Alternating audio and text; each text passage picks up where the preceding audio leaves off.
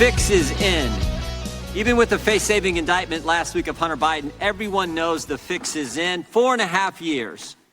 4.5 years the Department of Justice has been investigating Mr. Biden, an investigation run by David Weiss, an investigation that limited the number of witnesses agents could interview, an investigation that prohibited agents from referring to the president as the, quote, big guy in any of the interviews they did get to do, an investigation that curtailed attempts to interview Mr. Biden by giving the transit team secret a heads up. An investigation that notified Mr. Biden's defense counsel about a pending search warrant. An investigation run by Mr. Weiss, where they told the Congress 3 different stories in 33 days. Yeah, sounds like so much transparency. My goodness. That was Jim Jordan kicking off this hearing that's been ongoing with Alejandro Mayorkas today. Welcome back to the show. Top of the second hour. I'm Dana Loesch. Good to be with you.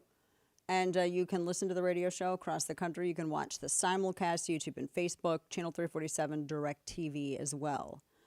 And as all of this goes down, I really wish that the bulk of it should be, Republicans should all be organized in that they keep their focus on what's happening right now in these House hearings. If they were smart, but so many of them are so damn thirsty and everybody's jockeying for a position. You got somebody who wants to go for governor. You got somebody who wants to try to increase their standing in the House. You got somebody, and I'm just, for 1 second, can we put our personal ambitions aside and maybe focus on a strategy that amplifies and really encourages the nation to look at the thing that you were complaining that the House wasn't doing? It would be great if we could actually talk about the stuff that came out of this hearing more than we talk about people arguing with Kevin McCarthy. And I don't say this as like some sort of stan. How long have we talked about having Garland answer these questions? And now he's fumbling. He's, I think, showing his cards a little bit here unintentionally. And instead, everybody's focusing on power jockeying, as per usual, because Republicans are some of the stupidest people on God's green earth. That's why. It is infuriating. I thought it was very telling, too, that, it seems that Garland is intimating that they're never going to be able to question David Weiss. Ever. And he can sit here and say he's not the president's personal attorney all he wants to, but he sure as hell acts like it when he's putting the guy who created the sweetheart deal that fell apart, who was slow walking the investigation until statute of limitations started hitting for some of these charges.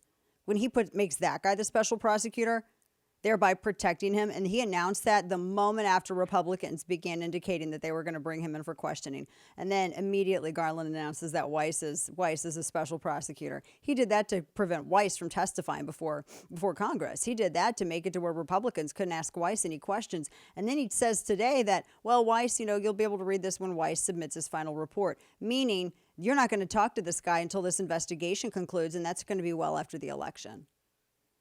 They're doing everything that they can to protect the Biden family. So his protestations that he's not the family's personal attorney, he's the consigliere. Come on. And he knows it. And he's further fueled by his animosity towards Republicans because they didn't place this undeserving cretin on SCOTUS. It's just the reality of it.